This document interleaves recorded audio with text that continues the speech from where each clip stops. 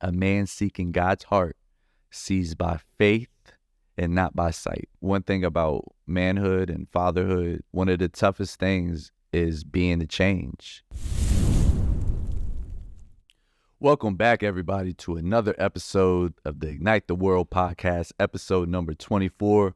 We're going to talk about the building blocks of manhood. I'm your host, Jamie Dottie Garza, and I hope all my fathers out there, father figures, men who are leading, had a tremendous Father's Day yesterday. I know I did. I actually enjoyed my whole Father's Day weekend, and it's probably one of the my best holidays, quote unquote, of the whole year. I had a tremendous time. I just want to shout out to my wife, my amazing kids, my two sons, my daughter, my whole family. You know, we went to Funland. I never rode those Mario Karts, go-karts. That was pretty fun. But then yesterday, we were at a cookout. Got to see my grandpa, my abuelo, my abuela, my mom, my stepdad, my whole family. And it's cool because now my cousins are growing up, and one of them, what up, Tito? If you listen to this, I love you, boy. His daughter, Elvie, was born, and this is his first Father's Day, fresh in it, 1 month in, and seeing my cousin. There's a lot of newborns in my family, too, and it's like, wow, I have an 8-month-old who's partaking in this, and we're all growing up children together, and it's a beautiful thing. But I want to talk about manhood and the importance of manhood, because one thing about manhood, I'm telling you, when it knocks on that door, you got to answer. You got to answer. And it doesn't care what you're doing at that time. Manhood is not like, oh, I'll get to it when I get to it. When it knocks at your door, you got to open it and be prepared. And I realized, I was looking at my analytics the other day, and I realized a lot of young men and older men listen to my channel between the ages of 18 to 35, I believe. So I feel like it's my duty to share this.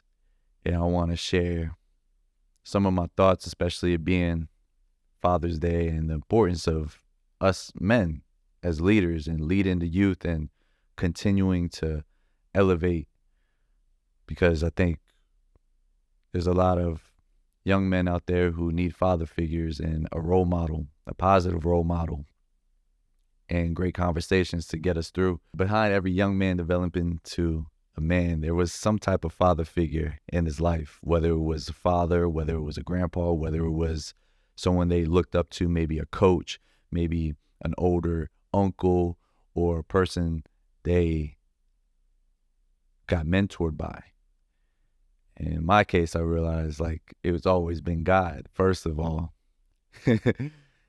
But I've had a lot of great men in my life who served as a leader. Now, as many of you know, or maybe don't know if you're just tuning in, I grew up in a single parent household. I had a father, but he wasn't very active in my life, and that's okay. In fact, it's so okay now at my age. We talk a lot more, and our conversations are a lot more. We're connected more. I have nothing but love for my father. I actually sent him a Father's Day gift. Hey, Pops, if you're listening, because he told me he listens to these podcasts. I just want to let you know I love you. I love you so much, because without you, there's no me. In context to that, I remember a time where I was so resentful to this man because, I felt like there was a chip on my shoulder. I felt like, I didn't have this, or I was entitled to this. I made this thing in my mind where I wanted to resent him, and I took a lot more energy than it took a lot more of my energy away. And some things just have to happen, and it's all love, and it's water under the bridge, and we're building a new relationship from that. Now I have kids. Now I'm encouraging, like, hey, just pour into my kids. You know, these are your grandchildren, and your son still loves you. That's a beautiful thing. And what I'm saying, God helped that. God helped that a full circle, because there was a time where I didn't think like that. And what I'm saying, for going back to the original thought, was that I've always been blessed with great father figures. My uncles, my grandpa, of course, some leaders, coaches when I was growing up. I've always had a father figure, and I realized how hard it would be for a woman, and I've seen how hard it is for a woman to, oh yeah, my stepdad too, big one right there, my stepdad, add him to that list for sure. But I realize how really hard it is for a woman to raise a man. It's like really impossible.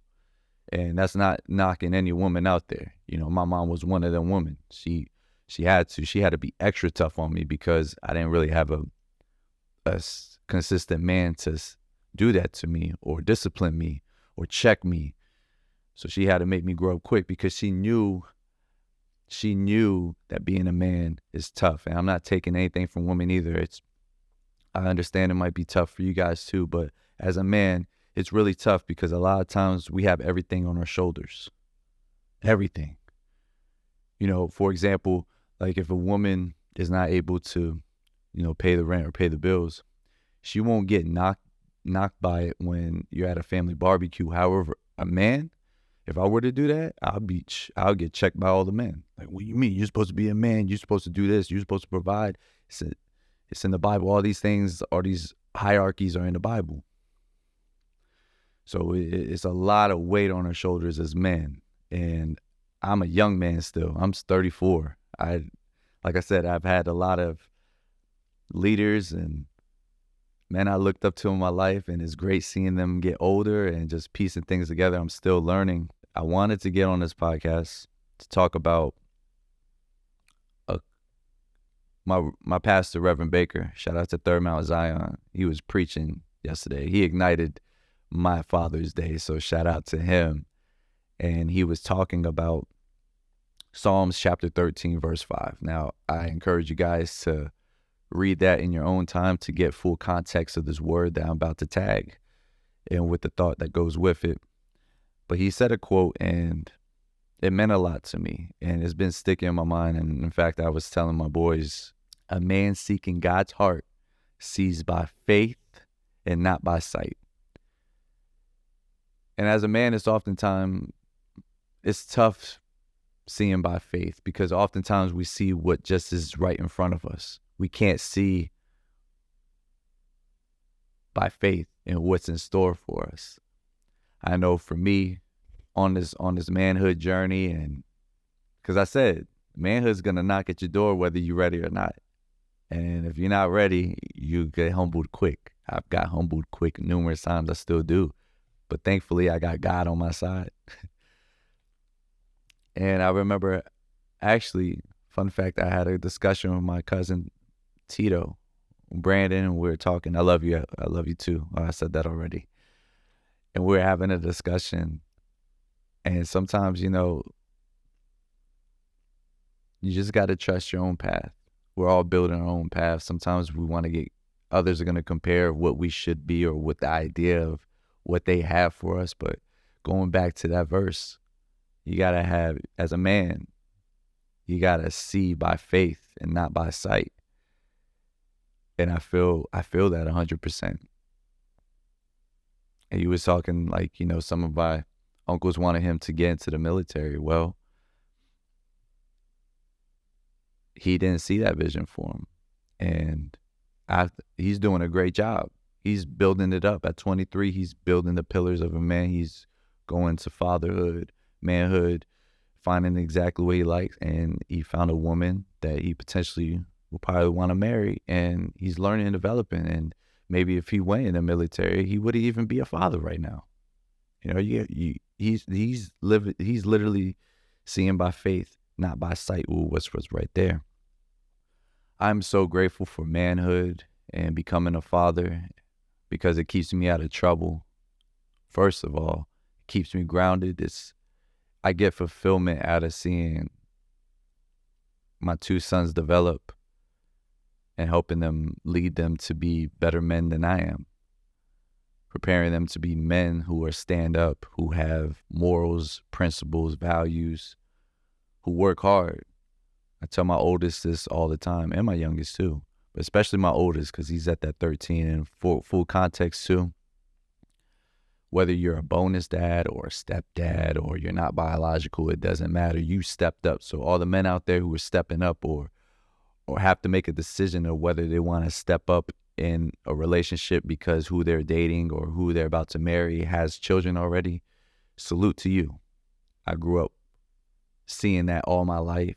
I grew up with a stepdad who took me as one of his own and actually showed me a lot of the things I do now, from getting married to having kids to incorporating a stepchild to always being a provider, always being a protector, to always being there and showing up. Goes a long way. I can't stress that enough. When I'm reflecting back and raising my oldest, he'll be 18 in 5 more years. So I have to drill it in even more. And I tell him all the time, like, look, when you're finally in my shoes, when it finally knocks at your door, it's a tough job. It's tough. It's tough. Consistency, discipline, showing up, getting knocked down, showing up. It's all repetition. It's all reps. Yes, you will fall short sometimes. All men do. We all make mistakes. But it's what we do after that mistake that's going to dictate our character. Are we just going to stop and give up and do the same mistakes over and over and over and repeat the cycle? Or are we actually going to step up, learn from it, and keep it pushing? There's no such thing as competition or comparing ourselves to others. It's who we have to look in the mirror. Because you can't duck yourself in the mirror. You could try to look away, but that reflection is always going to come looking back at you. So you always have to be a better version of who you are in the mirror, or who you are or who you were yesterday. That's the goal. One thing about manhood and fatherhood, one of the toughest things is being the change. What's been going on for years and years and generations and generations, being the one to fully say no and go astray and change things for the next generation. And I feel like I had a prayer with God about this the other day. I feel like I've become that. I've been chosen to do that. And I say that most humbly and respectfully. It has nothing to do with my ego. But God continues to instill that and showcase me like, you are. It's you. You are him. And with that, comes changing the narratives of what alcohol has done in my family for generations. It's always been a pitfall for a Garza man. And I realized that alcohol was messing up with my mental health. It was causing me, because I'm also the type of person, if I have one, I'm going to just have another. I'm going to have another. Do that throughout the week.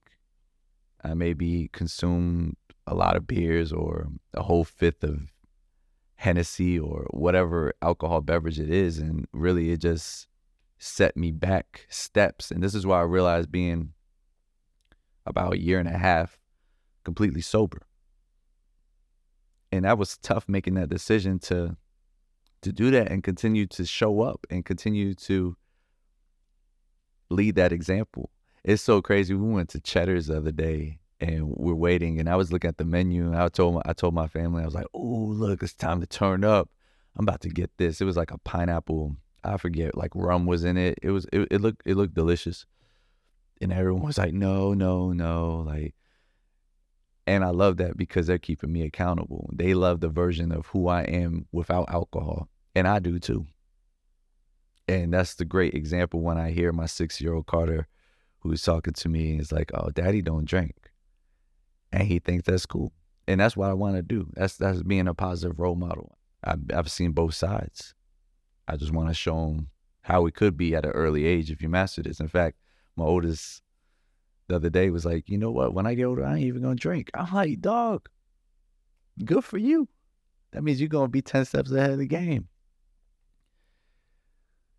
So leaning into that, being the change of owning my own business, being the change of choosing to learn about God, giving my life back to him, getting baptized, really living righteously and doing my best to be on flame for God each and every time. Loving more my wife, showing my little daughter what it looks like. I can't stress this enough. Like having a daughter, having a girl has really transformed the way I love, the empathy I have, I, how much love I'm pouring into her. And it tears me up because the other night, she's 8 months, about to be 8 months. She's tossing, turning. She has a hard time sometimes going to sleep. And I was in the bed with them, and she just grabbed my hand, and within a minute she fell asleep. And it's like those type of moments of what I'm realizing, like, wow, I'm helping raise a girl into a woman. And it's so deep. Don't see me in my glory without knowing my story. I want to be the change to express my good times of what you see right now. And then also talking about, hey, where I stumbled along the way. And I feel like conversations like that need to be happening more, especially now. I'm 34. My cousin's 23. We're trying to bridge gaps. We're trying to figure it out. It gets tough. It's tough out here. It doesn't matter who age you are. It's tough out here. Look around and notice. So it's always easy to try to compare your life with what you want to have, or they have this and that, but what were you really going through? And I advocate for this a lot on this podcast. This is why I'm creating this podcast. If one person listens, cool. Mission accomplished. God sent me on this mission to open my mouth and be vocal and speak about these topics, which I'm doing. And that's why I want to change. And I feel like as a man, being a leader, we got to talk about manhood 360, not what you just see right now. You might be up, you might be in your glory, you might be racks on racks on racks, living your best life, but you also got to talk about them times where it didn't look like that for you. How did you navigate through that? Talks about those life lessons, because what I found out in speaking to my kids, my cousins, is that sharing those stories, it relates to them and they feel that. And it's just extra confidence that, like, look, I got through it. So can you. We're all in this together. All in this together. And that's the cycle, because our kids are going to be grown. We're going to be the grandparents one day. And the cycle is going to continue. And we got to be the change. It starts with us, but it starts with the kids, and it starts with who we are leading. That's all this is. Manhood is leadership. Manhood is consistency. Manhood is showing up. Manhood is having some principles. Manhood is vulnerability. Manhood is working hard. Manhood. And I'm talking from a guy who I would have never thought I would be talking about this. Let it be me. I would still be resentful of, I didn't have a father around all the time. That is what it is. It had to happen that way. My life would probably be completely different. Who's to say that if I did have a full father, who's to say that I would be making a podcast talking about these topics now? I got to a point, I don't question God's blueprint. I don't question what he does. That's God. That's the ultimate father right there. Oh yeah. And he'll discipline me too. Oh yeah. And I want to send this out to all my men out there who are stepping up, who have kids, who stepped in to be a stepfather or bonus dad, whatever you call it. You a father nonetheless. Those who are guiding the youth, you a father too. We need more of this. We need to see more of it. I love seeing men in their child's lives. I love my feed on Facebook. I got to see today. I was even going to record this podcast. No cap. My wife was like, it's Father's Day. You could take off. And I sure did. I was playing Zelda. Yep. My wife got me and the kids got me Zelda. Not Breath of the Wild, Tears of the Kingdom. And I was nerding out. I felt like I was back in 1996 playing Ocarina of Time. I was just like, wow. Really, really great. But I have to show up. It's afternoon on Monday. I'm showing up on this podcast because that's what a man does. That's manhood. This is fatherhood, being consistent. Someone needs to hear this message. My pastor showed up yesterday. My pastor showed up. What's my excuse? This is what I signed up for. This is what God has blessed me with. This is what I'm supposed to do. And I want to share my experiences and what I see and with everybody. That's all I have for you guys. There's a quote I actually got from Steve Harvey I want to share before I close this one out. Basically, I'm saying, men, we're needed. Let's continue to show up, to be positive role models for our men, our young men out there. To stay prayed up. Praises go up, blessings come down. Amen. But here's a quote from Steve Harvey. He said, hard times create strong men, but strong men create good times. Good times create weak men. Weak men create hard times. As a man, we're going to have to go through the hard times. There's no way to dodge it. My oldest, he takes it very personal. Like, hey, man, I know I had to discipline you. I raised my voice a little bit and tell you to guide you. I'm not doing that out of spite. I'm not doing that just because I like yelling. In fact, my wife's trying to teach me to do this soft parenting era. I'm learning. I'm doing the best I can. But at the same token, I gotta be a little bit harder on my men out there, my boys, because they're gonna lead one day. And you know, the thing is, I don't have to humble them. Life will. They're gonna get spanked by life. I guarantee it. I'd rather them be prepared and know what comes with it and knows what it feels like, because it is tough being a man. But we are all good. This is I wouldn't have it any other way. I'm so grateful that God has let me lead. God has let me embark on fatherhood. I love fatherhood. It gets better every year. It's been the best thing for me. It's been the best thing in guiding me and being the better person and continuing to, as I go on my path for Jesus, is by far the best gift I've ever received, man. I'm just so thankful. So thankful. To God all the glory. That's all I got for you guys right now. Thank you guys for tuning in. And remember, be blessed by the best. We are all like sticks of dynamite. The power is on the inside, but nothing happens until the fuse gets lit. Ignite the world.